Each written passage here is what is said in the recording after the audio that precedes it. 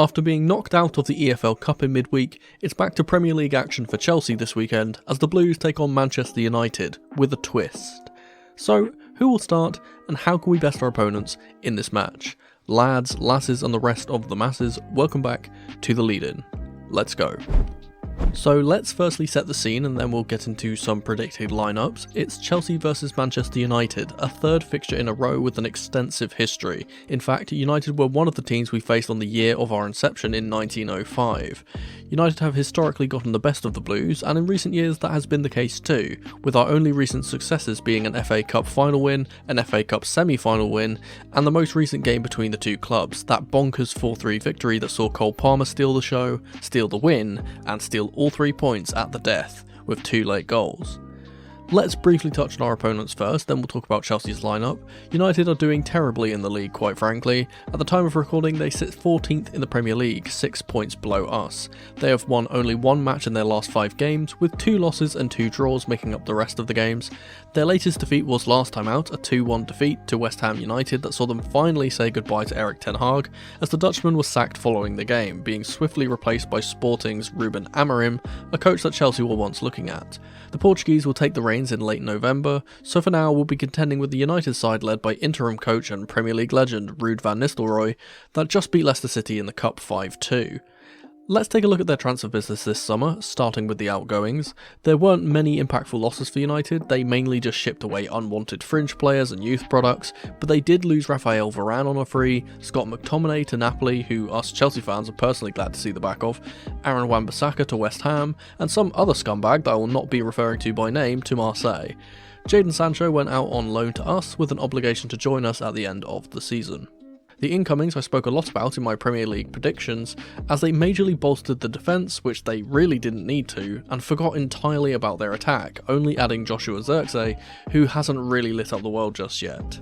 That being said, let's see if they can improve on the pitch instead, as we look at a possible United 11. Firstly, let's talk absentees. The Red Devils have a large chunk of players out for this fixture. Both left-backs Tyrell Malacia and Luke Shaw are out injured, as is new signing Lenny Yoro, and fellow centre-back Harry Maguire. Ex-Chelsea man Mason Mount remains sidelined alongside Brazilian Anthony, Kobbie Mainoo, and possibly Christian Eriksen, who pulled out of the Cup squad with a problem before the game. I'll be putting Ruud van Nistelrooy's side into a pretty standard 4-2-3-1 formation for this game, with not many changes from the side that pipped Leicester last time out. First up in goal is going to be Andre Onana. The Cameroonian will come back into the lineup for this game. He's the number 1 and I expect him to start. The defence is going to slightly differ from the cup game, so starting with the right back, I'm going to be putting in Noussair Mazraoui, who was on the bench versus the Foxes. The centre back partnership is going to be a combination of Dutchman Matthijs de Ligt and short king Lisandro Martinez in the right and left centre back spots respectively. Finally, finishing off the back line on the left will be Diogo Dalot, with the natural right back filling in because of injuries. Moving into the midfield, we'll start with the holding roles. I don't expect this to change from midweek, so it's another run out for Manuel Ugarte and 2-time goalscorer Casemiro. Ahead of them in the advanced roles, let's start on the right. I expect impressive youngster Amad Diallo to start here, replacing Marcus Rashford. In the centre, as ever, the Portuguese Bruno Fernandes starts here, and on the other side, I don't expect Alejandro Garnacho to lose his place, unlike when he lost his Player of the Match award the last time he faced us. That leaves just one man up top, and I reckon we'll see the big Dane Rasmus Højlund come back in for Joshua Zirkzee, as the latter is rested after he started in midweek.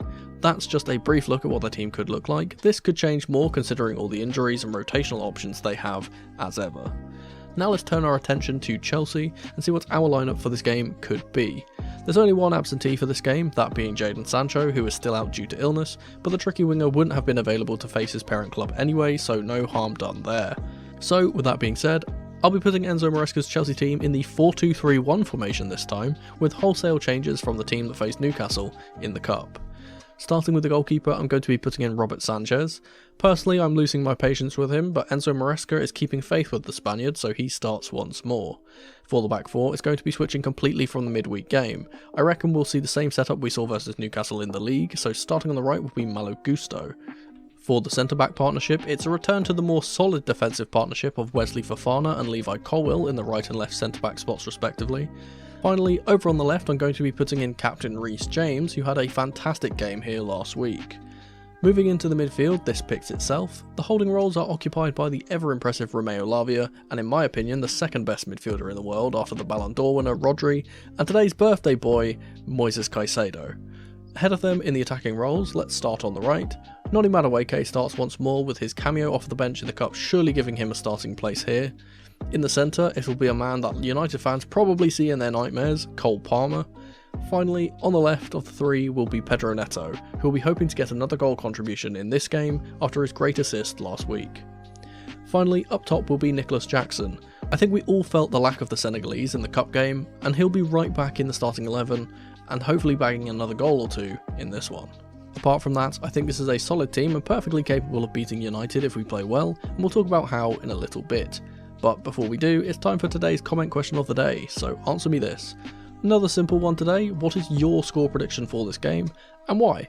Let me know in the comments down below with QOTD at the start as always, and I'll heart my favourite answers. Now let's take a look at how Chelsea can navigate this game tactically and see how we can beat the Red Devils in this game. But before that, I just wanted to ask you guys to follow me on my other socials, the main one being my Twitter, or X. Over 18,000 of you subscribe to me on this channel, but only 400 of you follow me over there. If everyone that's watching this video could follow me over there, we could easily hit over 1,000 on that account, I believe. I live tweet every single Chelsea game, and I'm also allowed to be a bit more unfiltered over there, so you're missing out. Also, if you like shorter content, I do have a TikTok too. I've been recently posting some teasers on my YouTube shorts, but the full videos will be on my TikTok, and that's where I'll be kind of doing more fun, less analytical, and a bit more jokey things and or rants. So for that type of content, you can go see me over there. I appreciate you guys as always and hope to see you guys over on those other platforms too. Now let's get back to the video. Alright, so here we have the team as ever. Let's put them into the positions that we'll kind of play in the game. Now I've put us in this 4-2-3-1 because I think that this is more representative of what we play now that we're playing Lavia and Caicedo. However, we still kind of move into the same thing, right? It doesn't really change despite this change in midfield. We obviously will have an inversion, and Gusto is likely to be the one to do this. James, even though he can invert, hasn't really been seen as the one that does this, and obviously we kind of trust Malo Gusto to be the one that come inside here. And what this does is it allows James to play as a left-sided centre-half, and he actually performed pretty well here when he played there before against Newcastle, so I think he'll play there again. I don't think that's going to change. And what we kind of see is we see Lavia playing a little tiny bit higher than Caicedo, with Gusto playing in this kind of half-space role where you can get back, obviously, but you can get forward into the 10 and kind of operate from there. Now, with this happening, obviously Palmer is playing in the central role, and he'll kind of drift to the right and link up with Noni Madueke and Gusto in this side. And what he'll kind of do is he'll allow Jackson to drop into this space here and create this kind of 5 in midfield, even though we usually play with a 4. And we always talk about us kind of creating man overloads when it comes to the midfield because we have 4 in midfield with Palmer, Lavia, Caicedo and Gusto in this instance. But Jackson is also an option here as well to kind of add that extra man to kind of find. And we see this quite a lot, and we saw this in the Newcastle game, especially against teams that press high. We like to play the ball from our midfield into Jackson when he drops deep into this position, and then he can hold up the ball, spin, play the ball to Neto, for example, and then get us going up the pitch. Let's talk about our opponents, that is Manchester United, and I'm going to put some stats up on screen here because like Newcastle before them, they are very low scorers but great defensively. They actually have the same amount of goals conceded as us, but have way less goals. In fact, they are the 3rd lowest goal scorers in the league so far, whilst we are the 2nd best. It's a very much a case of immovable object versus unstoppable force, as we kind of have been seeing in a lot of our games recently. Now, even though they have got the manager change, I'm going to treat this game like it's versus a Ten Hag side because I don't think that the players have spent enough time with the interim coach to drastically change how they're going to play, except in maybe terms of effort and how much they actually want to play, because we kind of saw that in the Leicester game of them having a bit more energy about them. Obviously, they'll be playing for places under the new coach and under the new interim as well, whilst they transition from Ten Hag to Van Nistelrooy, and then obviously to Ruben Amorim once he comes in late November. So they'll be playing for places. Now, I think people are going to kind of overhype the Leicester performance, and they're going to talk about new manager bounces happening in that Leicester performance. I don't think that that's particularly true. They have always performed well in the Cup, let's be honest. Back in a few months ago, they beat Barnsley 7-0 in the Cup. The fact is that they are a much stronger team than Leicester, and Leicester rotated their side much more than United did, because United are obviously facing a lot of injury crisis right now, and they don't really have a lot of options to rotate, so they are kind of playing stronger sides in those competitions. And obviously Leicester are a much worse side with Steve Cooper than they were before. They didn't really boss possession in that game. They only had 7% more and only had 2 more shots on target. So I think that a lot of the kind of hype that people kind of are taking from this 5-2 scoreline, and saying, oh, they're a much better attacking side now, they've got the interim coach. I don't think that's particularly true. Let's talk about some of the goals. One was a very rare long ranger from Casemiro, who admittedly absolutely wonderful goal, but he wasn't closed down, and that's not going to happen every single game. The other one was a deflected free kick, which is absolutely unsavable from the goalkeeper, and one of the other ones is a defensive mistake. I think that the scoreline flattered them a little bit more than they probably deserved to get out from that game, but obviously they did improve, and as I said, in terms of effort and the way that they were actually playing for the badge a little bit more, and actually not trying to get the coach out, because it's clear that the player power kind of took over under Erik ten Hag's reign, and they really didn't want to actually play for the coach.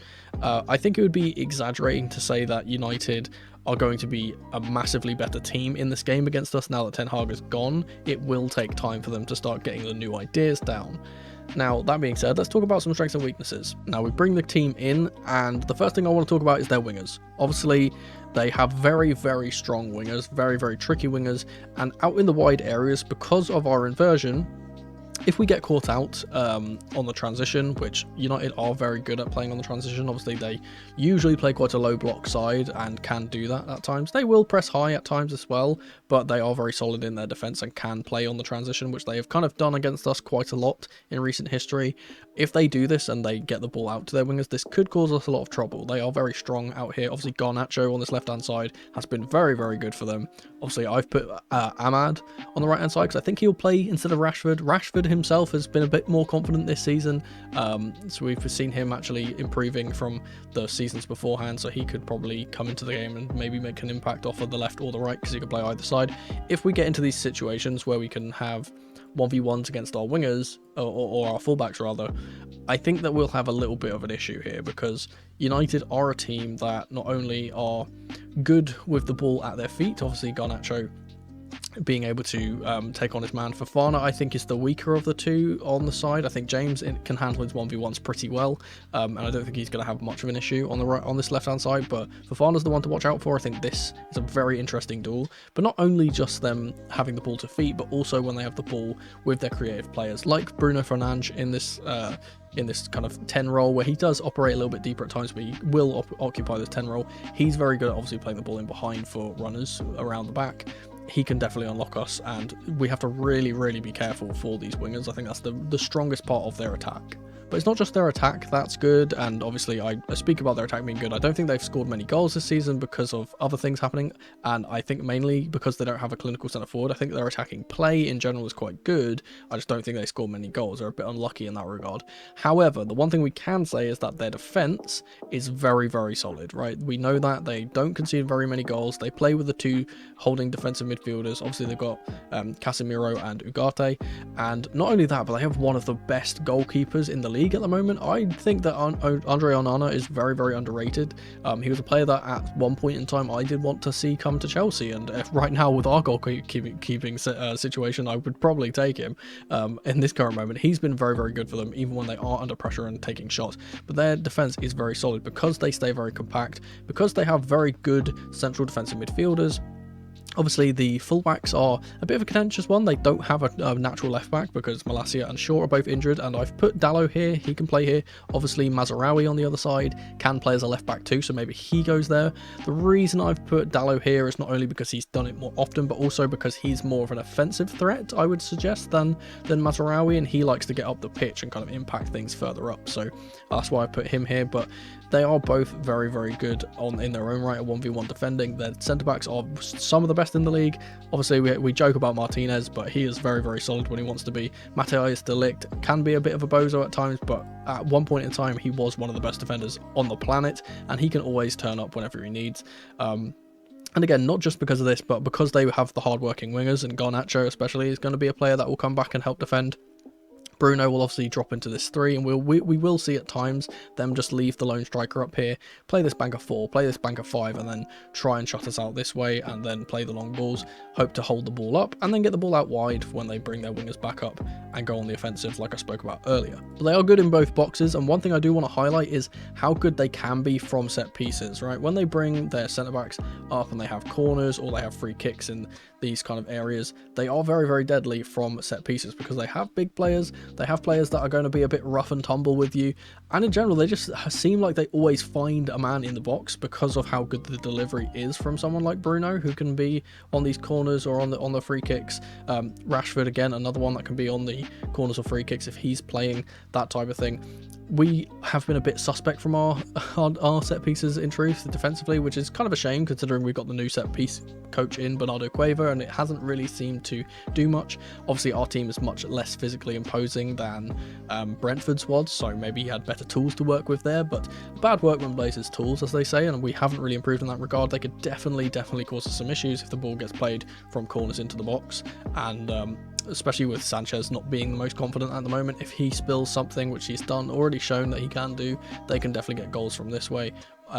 That's something we'll have to watch out for. And in general, one kind of bit of play that I want to mention from them that they do quite often, and something that we could definitely could unlock us in this game, and I'll bring the attackers forward here, is it's just the ball to the back post. Now they do this quite often, whether it's from Bruno, who will drop to this left side or the right side and kind of move out to the wide areas. He can play the ball to the back post from here, and it's always that the player running off the back of their fullback into this area for not only shots or headers or knocking it across for someone like Xerxes to get into the middle, or Højlund, who I've put in there.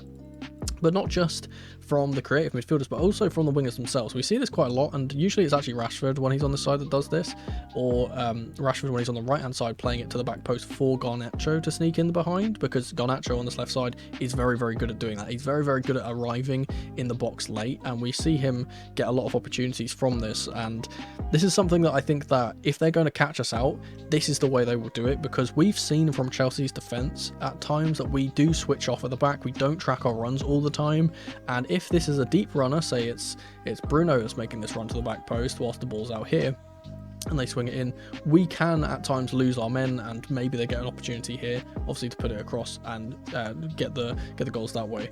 Obviously, as well, we need to be careful not to give any penalties away. We know how good Bruno is from the penalties as well, so thought I'd mention that. Now, I've given them quite a lot of praise there.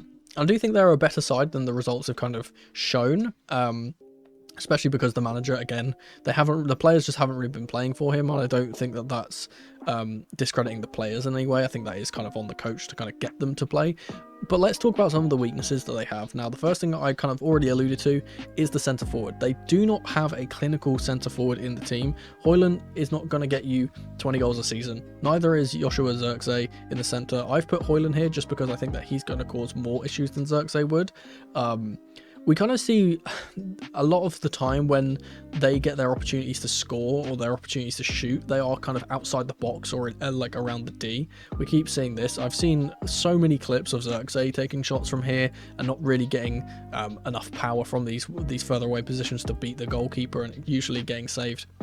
Obviously, he scored on his debut on the Fulham game, but in general, their centre forward hasn't really been the most clinical, and they do not have that kind of out-and-out number 9 that's going to get you goals. Like, they don't feel like those types of strikers where they're just going to keep playing the ball into the striker and the striker will get you goals. It's a lot of that kind of, they will drop deep, they'll try and facilitate things with their wingers, and usually the threat comes from the wings rather than from the centre. And it's, if they are going to score in this game, I do not think it will be a striker that does it. I think it will be one of the wingers.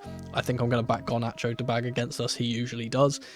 He's, again, I'm giving him a lot of praise. I think out of this team, other than Ahmad, who's very good on this right side, I think that Garnacho is the scariest player for us.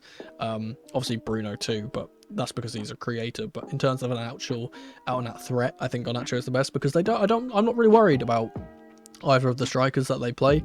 I think that against Colwill, against James if he runs into the right channel, even against Lavia if Lavia's dropped deep, I don't think there's going to be much of an issue for us there in terms of the striker.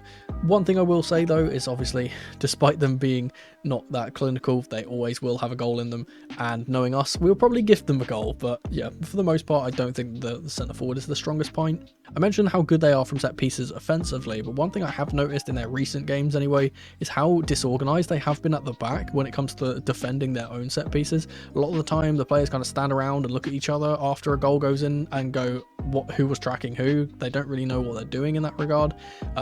Obviously, again, because they have Martinez here, and I'm going to single him out because obviously he's not very tall. He's 5'7", I believe, which is even shorter than me, and I'm a very short person myself. If we get someone on top of him, like a Colwill, like a Fofana, you know, like a Jackson, I think that this is definitely an option for where we can get goals from. And not saying it's down to him only, but like a lot of the time they just have this fear. They have this feeling that a lot of the time when they kind of deal with their set pieces is a bit scrappy. They do kind of panic a little bit and have to clear the ball and that type of thing. Obviously, we've shown the exact same thing. So I think this game could genuinely be decided on set pieces, depending on which team gets the better of who in that regard. Now, I think it's also important and imperative for us to talk about the midfield battle, because I think this is where the game is going to genuinely be won or lost. Now, we saw against a very, very physical midfield in Bruno, Tonali, and Joelinton against Newcastle that Caicedo and Lavia had one of the best games that they've shown together, and I think that this will be another case of this. I don't think that United particularly have a very physical midfield. They obviously have Casemiro, but he's a bit aging. Ugarte can snap into tackles, but he's not the greatest and hasn't been performing as good as he probably could be for this United side so far. Obviously a player that I mistakenly at one point really wanted to have in the team, but he's turned out to be quite poor ever since he moved from Sporting. Well, maybe we'll see that change when Amorim comes back in, and maybe he can transform him back into the player that he once was. But as for now, I think that their midfield is just going to get completely physically outmatched by our midfield. And again, maybe Gusto could be taken advantage of in this space and the half space here. But again, we have this advantage with the 4v3, and if Jackson obviously drops in deep to try and collect the ball, we have a 3v5.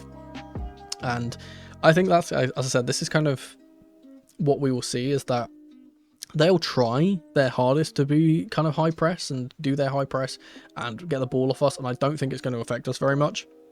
I think this first team side that we've been seeing is in such a stride now that I don't think any team other than like the top 3 teams are actually able to stop us. And United, I just don't think have the facilities, especially in this midfield area, to actually disturb us in terms of getting us to not play the football that we want to, getting us to kind of give up the ball and give them the ball back and let them play transitional football. And in general, if they don't play in this high press style instead and they decide to drop back, like I've said, we're going to get loads of possession. And with these creative players that we do have in our midfield, eventually we're going to create chances if they don't completely stand on us and try and win the ball back. I mentioned that high press, and I will say that sometimes they do this. Sometimes they will allow the opposition to have the ball in their own half, and once they try and get past halfway, they will press up to the halfway line. And I'm not going to move all the players here just for simplicity's sake. But one thing I've kind of noticed that they do is a really big mistake, is that when they do their high press, they press in single presses, right? It's not a team press. It's not we're going to crowd you like a Newcastle do. You know how I spoke about Newcastle pressing you to the byline. It's not something that they do very particularly well.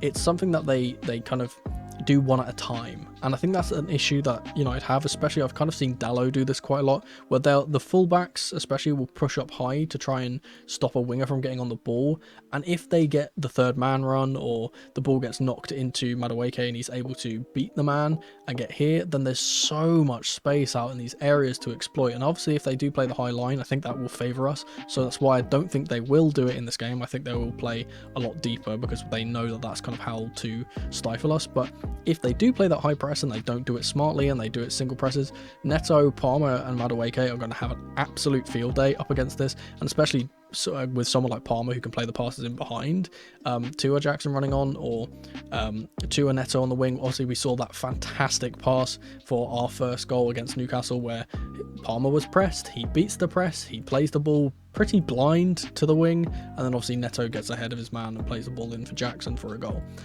If they do high press and they don't get on Palmer, and we've seen him be man marked out of games, like we've seen that they've tried to man mark him. Nowadays, I think he knows how to deal with that. Obviously, he was getting very, very high pressed in that Newcastle game.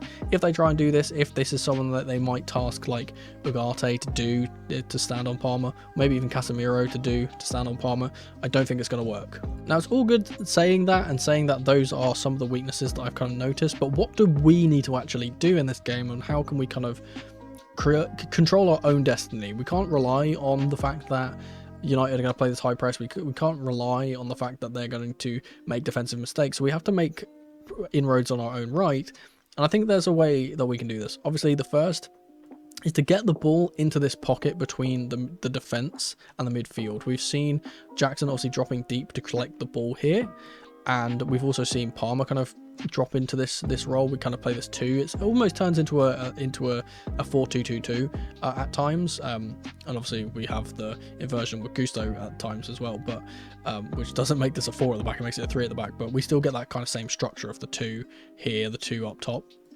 and the 2 in midfield, obviously the extra.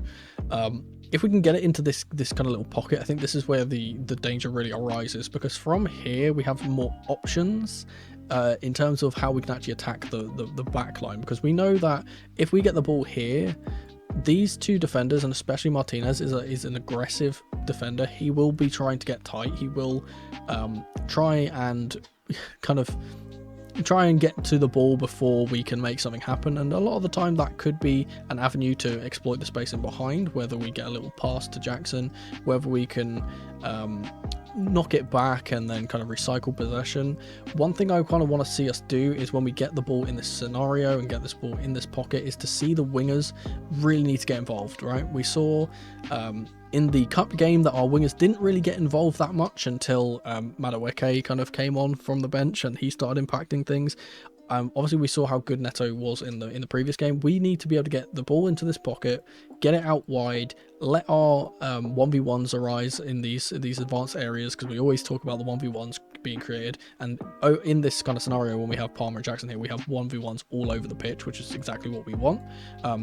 We need to win those 1v1s, get in behind the defender, push the limits of what their defenders can actually do, and then obviously put the ball pull into the box and try and get goals that way, or just take them on. I think in general the wingers need to take on their men. They need to try and not only do that via direct dribbling. We've kind of seen how good Neto can be on the ball, and Madueke can be on the ball obviously, but also off the ball. I want to be seeing our players making those runs in behind, forcing the defenders to make moves, forcing the players to react to them rather than the other way around, right? We need Madueke to be trying to get in behind. We need Jackson, again, you know how good a runner he is. We need him to try and make runs in behind and kind of allow space for Palmer to get his head up and pick those balls out. And you know that Palmer is going to be a player that will be able to create something out of nothing, even if they do play the slow block. But especially if they don't play the slow block, we need to be forcing their hand and forcing them to adapt to us. If they're playing really high, say they've got their line up here and we're making the runs in behind and they keep getting caught out by that, then eventually they're going to have to change their game plan and kind of drop a bit deeper, and the deeper they sit, the more control of the ball we'll get in these kind of midfield areas. The more possession we have, the more opportunities we'll have to score. Speaking of the midfield area, I kind of spoke about it a little bit earlier, but Lavia and Caicedo need to have a similar performance to what they had versus Newcastle in the league, right? They need to be winning the ball, they need to be leading the counter press, snapping into tackles, getting the ball back when we do lose the ball, and kind of just keep things ticking. And the main thing that they need to do is the one thing that they did so well in the Newcastle game is under the high pressure and the high press is receiving the ball and being able to break that press, right? Turning around, getting past the player, being able to play the ball after receiving, or just not even just turning around, but also just kind of, making a yard of space, allowing the defender to go past them, or the midfielder in this case to go past them, and then being able to move the players around by kind of recycling possession and going around that way, right? So especially against a team like United that could sit very, very deep, and I think it's very imperative that if they do sit deep, we need to move their players around, we need to try and create space, we need to try and drag the players out of position. This is very, very important for if they do come out from these kind of deeper positions and go forward this way into like a more advanced position to press, we need to make them pay for this mistake of coming out, right?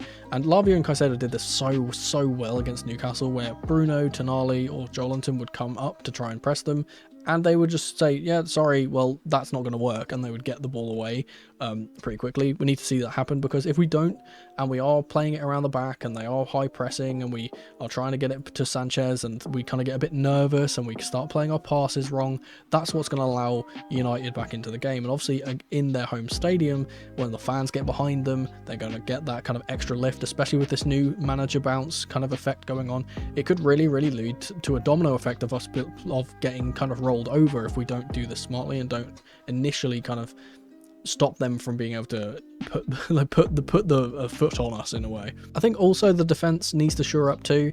We've seen too many silly goals conceded. Obviously James coming in on this left hand side improves us in the left, and I think that's something that we've kind of we'll be glad to see. That obviously I kind of spoke about it earlier, but we have been very weak from these wide areas, and obviously United have very good wingers, but not just that, it's just kind of the lapses of concentration we keep seeing. Again, I've spoke about our players not tracking runs or things like that. We just need to see the defense kind of shore up and not make any of those silly mistakes, have a very thoroughly professional performance, and not be giving each other hospital passes and causing kind of nervousness in the back line like I spoke about a second ago.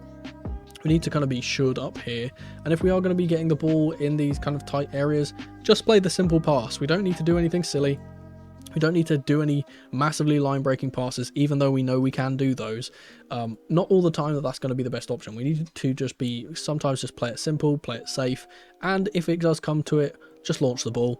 Just launch the ball long. We know Jackson will come and try and compete for the ball in these areas. We know Palmer can try and compete for the ball in these areas. Obviously up against Ugarte and Casemiro, that could be a difficult thing to do, but he will be willing to do that, and it's a thing which we just kind of have to get right. We've obviously seen Sanchez trying to be a bit too precise with these balls, and they just go straight out of play. In general, the defense as a whole needs to just kind of be a little bit more calm in a way. Like, we see that we kind of panic at times when teams put us under pressure, and I think that that's something that United might look to do in this game, is to try and put us under pressure and try and force us to make mistakes. We have to show that we're good enough now, and that we're trained enough in this system to not make those mistakes anymore, and hopefully we can do that. Overall, I think that if we play like we did versus Newcastle, we will win this game so easily, because I think them and United play in a very similar way. But United are such a bogey side for us. Obviously, we've had so many draws in the past, we've had so many losses to 1 goal or 1 or 2 goal deficits, that type of thing. And remember, as I said, this is at Old Trafford. We have not won there in absolutely ages, so this will be a very tough test.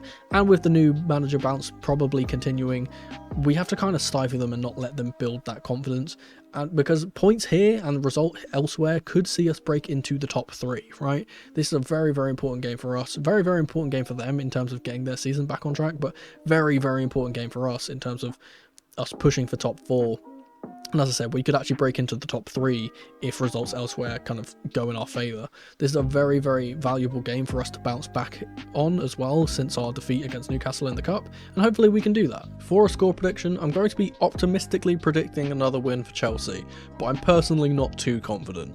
I think the game will be very closely contested, so I'm going to go for a 3-2 result, with Nicholas Jackson scoring and Cole Palmer getting the other 2 for the Blues.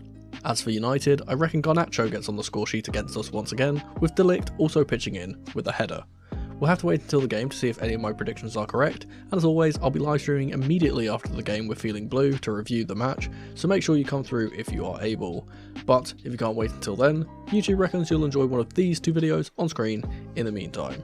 Thank you guys so much for watching as ever, and remember, in the rain or in the dry, keep that blue flag flying high. Come on, you Blues.